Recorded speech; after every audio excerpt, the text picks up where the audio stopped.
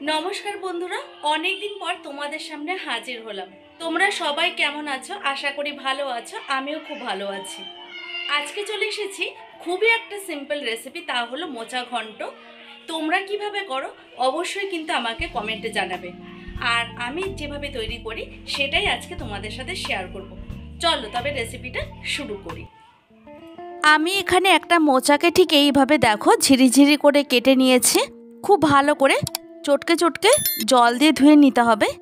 এখন এটাকে সরিয়ে নিয়ে আলুগুলো কিভাবে কেটেছি দেখো, এইভাবে ঠিক ডুমো ডুমো করে কেটে নিতে হবে মোচার জন্য।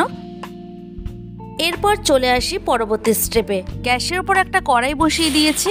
এরপর কড়াইটাকে ভালো মতো গরম করে নেওয়ার পর দিয়ে দিলাম পরিমাণ মতো জল। এই জলটা দিয়েছি মোচাটাকে সেদ্ধ করার জন্য। এখন মোচাটাকে ঢেলে দিলাম।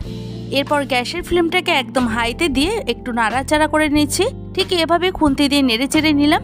অনেক সময় মোচা রান্না করলে কালো হয়ে যেতে পারে, সেক্ষেত্রে যদি একটু হলুদ দিয়ে ভালো করে সেদ্ধ করে নাও মোচাটাকে, তাহলে একদমই কালো হবে না। এখন একটা খুন্তি দিয়ে ঠিক এভাবে একটু ভালো করে নেড়ে চেড়ে নিলাম। এবার মোচাটাকে সেদ্ধ করার জন্য কিছুক্ষণ আমাকে ওয়েট করতে হবে। একটা লিড চাপা দিয়ে দিলাম। এখানে প্রায় 3 থেকে 4 মিনিটের মতো গ্যাসের ফ্লেমটাকে হাইতে দিয়ে মোচাটাকে খুব ভালো করে সেদ্ধ করে নিয়েছি। এখন গ্যাসের ফ্লেমটাকে একদম লোতে দিয়ে রাখবো। মোচাটাকে আমি এখন একটা এই রকমের ঝাঁঝরির সাহায্যে তুলে নিচ্ছি জল থেকে। এইভাবে যদি তোমরা মোচাটাকে রান্না করে নাও, তোমাদের ঘরে যদি মাছ মাংস নাও থাকে, এই মোচা দিয়ে এক থালা ভাত তোমরা খেয়ে নিতে পারবে। দেখো আমি মোচাটাকে তুলে নিয়েছি। এবার একটা বোলের মধ্যে রেখে দিলাম। অন্যদিকে কড়াইটাকে ভালো করে পরিষ্কার করে নেওয়ার পর আবারও গ্যাসের উপর দিয়ে দিয়েছি। এখন কড়াইটাকে খুব ভালো করে গরম করে নিতে হবে। দিচ্ছি এর মধ্যে পরিমাণ মতো সর্ষে তেল। এখন তেলটাকে ভালো মতো গরম করে নেওয়ার পর ফোড়নে দিয়ে দিলাম হাফ টিস্পুনের মতো গোটা জিরে। জিরেটাকে কয়েক সেকেন্ডের মতো ভেজে নেওয়ার পর দিয়ে দিচ্ছি পেঁয়াজ কুচি। আমি এখানে একটা বড় সাইজের পেঁয়াজ কুচি দিয়ে দিয়েছি। দিচ্ছি এর মধ্যে নুন পরিমাণ মতো, যদি দরকার হয় তো পরে আমি দিয়ে নেবো আরও। এখন ভালো করে একটু নেড়ে চেড়ে নিচ্ছি, পেঁয়াজের মধ্যে নুনটা যাতে ভালো করে মিশে একটু সফট হয়ে যায়। 1 টিস্পুনের মতো রসুন বাটা দিয়ে দিচ্ছি। এতে রসুনের যে কাঁচা গন্ধ সেটা কিন্তু খুব ভালো মতো চলে যাবে। তারপর খুব ভালো করে নেড়ে চেড়ে নিতে হবে। হাই ফ্লেমে আমি এটাকে ভেজে নেওয়ার পর আবারও গ্যাসের ফ্লেমটাকে লোতে দিয়ে একটু ঢেকে রাখবো। মিনিট 3 মতো ঢেকে নেওয়ার পর আবার ঢাকনাটা সরিয়ে নিলাম। এতে পেঁয়াজ রসুনের যে কাঁচা গন্ধ সেটা চলে যাবে। এরপর ভালো করে নেড়ে চেড়ে নেওয়ার পর এর মধ্যে কিছু উপকরণ অ্যাড করতে হবে। দিচ্ছি এর মধ্যে আদা বাটা, পাকা লঙ্কা বাটা দিচ্ছি 1 টেবিল চামচ, জিরে গুঁড়ো 1 টিস্পুন, আর দিচ্ছি ধনে গুঁড়ো হাফ টিস্পুন। হলুদ গুঁড়ো দিয়ে দিলাম পরিমাণ মতো।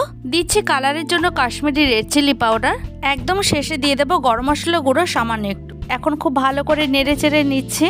গ্যাসের ফ্লেমটাকে একদম লোতে রেখে মশলাটাকে খুব ভালো করে কষিয়ে নিতে হবে। প্রায় 3 থেকে 4 মিনিটের মতো মশলাটাকে খুব ভালো করে কষিয়ে নিয়েছি। এখন এর মধ্যে দিয়ে দেব সেই ডুমো ডুমো করে কেটে রাখা আলুগুলিকে। হাতে যদি কম সময় থাকে তবে সেক্ষেত্রে এইভাবেও আলুগুলিকে মশলার মধ্যে কষিয়ে নিয়ে রান্নাটি করতে পারো। আমি এখানে প্রায় 3 থেকে 4 মিনিটের মতো আলুটাকে খুব ভালো করে কষিয়ে নিয়েছি লো ফ্লেমে। এখন সামান্য একটু জল দিয়ে দিচ্ছি, মানে এটা মশলা ধোয়া জল আছে। এখন এভাবে একটু ভালো করে মিশিয়ে নেব। এরপর একটা ঢাকনা চাপা দিয়ে দেব। আরও প্রায় 2 মিনিট পর ফিরে এসে ঢাকনাটাকে সরিয়ে নিচ্ছে। এরপর ভালো করে নেড়ে চেড়ে নেব একটা খুন্তি দিয়ে, আর একটু চেক করে নিচ্ছে আলুটা কতটা সেদ্ধ হলো। এখানে আলুটা প্রায় 40%-এর মতো সেদ্ধ হয়ে গেছে। এখন সেদ্ধ করে রাখা মোচাগুলিকে দিয়ে দিচ্ছি। গ্যাসের ফ্লেমটাকে লোতে রেখেই রান্নাটি আমি করে নেব। এখন আলুর মধ্যে এই মোচাটাকে খুব ভালো করে মিশিয়ে নিতে হবে। তারপর একটু ঢাকা দিয়ে দেব। আমার এখানে গ্যাসের ফ্লেমটা একদম লোতে আছে। ঢাকনাটাকে সরিয়ে নিয়ে দেখাচ্ছি, দেখো এখানে কতটা পরিমাণে জল বেরিয়েছে। এর মধ্যে কোনোভাবে জল ব্যবহার করিনি, যেহেতু ঢেকে রেখেছিলাম তাই কিছুটা পরিমাণে জল এখান থেকে বেরিয়েছে। আর এই জলের ভাপেই আমি মোচাটাকে আরও ভালো মতো কষিয়ে নিলাম। মোচাটাকে এখানে খুব ভালো মতো কষিয়ে নেওয়ার পর সামান্য একটু জল দিয়ে দিলাম। এখন একটা খুন্তির সাহায্যে ঠিক এভাবে একটু ভালো করে নেড়ে চেড়ে নিচ্ছি।